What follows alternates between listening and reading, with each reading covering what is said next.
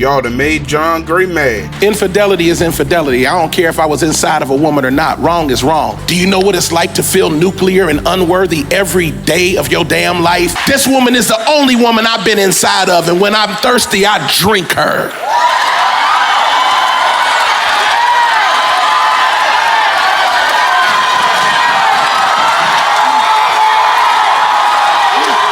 But let's talk about it right here on Global Impact.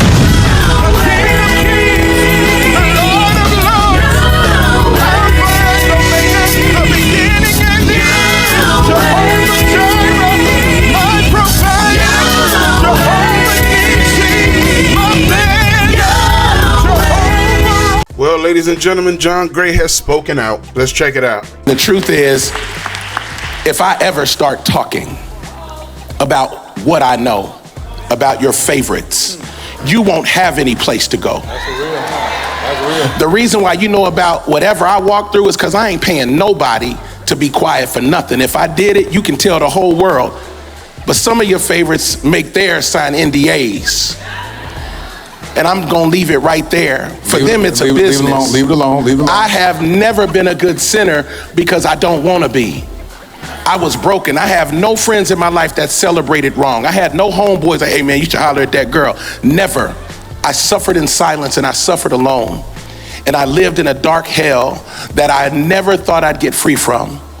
I had a little bit of strength to see that she was a woman of God and a worshiper, and I pursued her with the little bit of honest humanity that I had.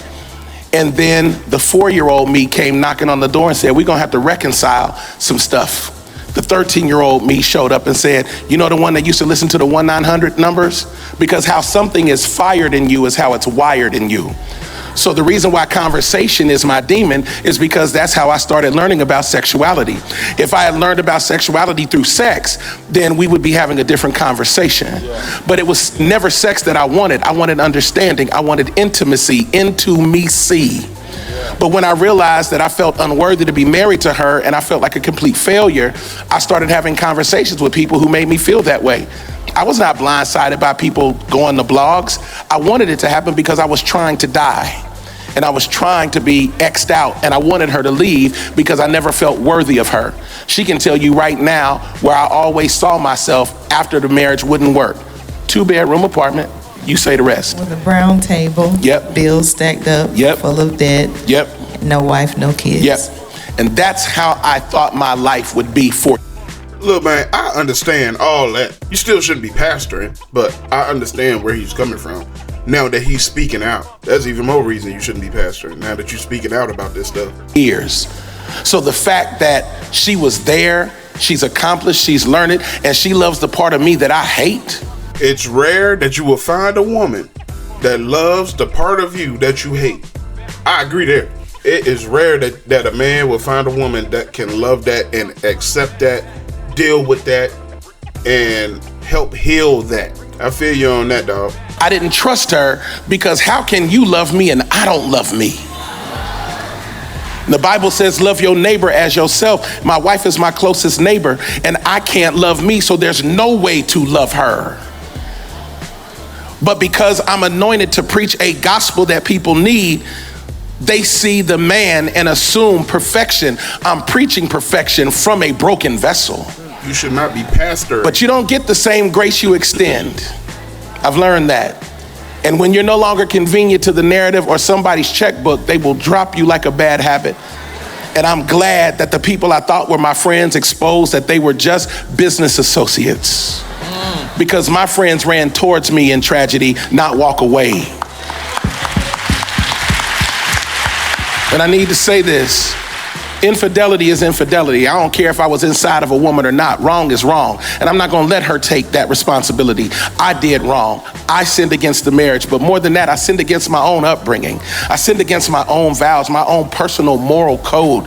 I was raised by black women who were hurt by black men, and I became the thing I hated. And do you know what it's like to want to die every day? Picturing how to drive off a bridge to make it look like an accident so your wife can get the insurance money so at least she can start over with somebody that'll love her for real? Do you know what it's like to wait for your brothers in the ministry to come to your aid when you're hurting and nobody shows up because they stuff is actually worse than the stuff you dealing with, but they don't want anybody looking at them so they won't come near you? Do you know what it's like to feel nuclear and unworthy every day of your damn life, and you gotta stand in a— Come on now, dog. Come on, man. You talking too much, it turned fleshy. Come on, Pastor. pulpit and fight for other people to get to a heaven that you don't think you're worthy of? Do you really know what it's like to cry every night while your wife is asleep talking about, I don't know how to love her, I don't know how to raise these kids, I don't even know how to raise me, I don't even know who I am. I'm 50 and I'm 12. So why are you pastoring? That's the question. Not the fake crying. Come on, guys.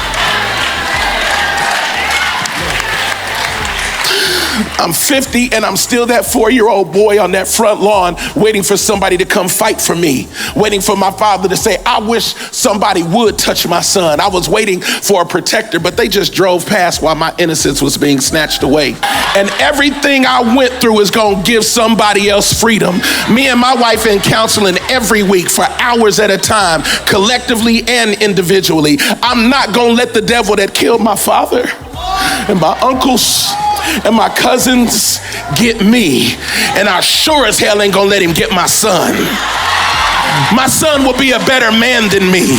He will be whole. He will be free. He will be a faithful husband that will not be unfaithful in his marriage, verbally or sexually. This woman is the only woman I've been inside of, and when I'm thirsty, I drink her.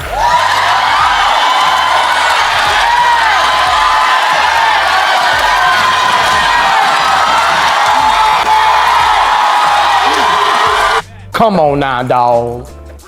Come on, man. I almost threw up on my stuff. You a whole pastor in front of people talking like that. James 3:8. But the tongue can no man tame. It is an unruly evil, full of deadly poison. We know that about the tongue, don't we? Ephesians 4:29. Let no corrupt communication proceed out of your mouth, but that which is good to the use of edifying, that it may minister grace unto the hearers. Nothing you saying is uplifting the Lord. And you a pastor and you talking about all this other stuff, your hurt and your pain and your anger. You sound angry, boy. You should not be pastoring at all, man. 1 Timothy 3:2, an overseer then must be above reproach. You not.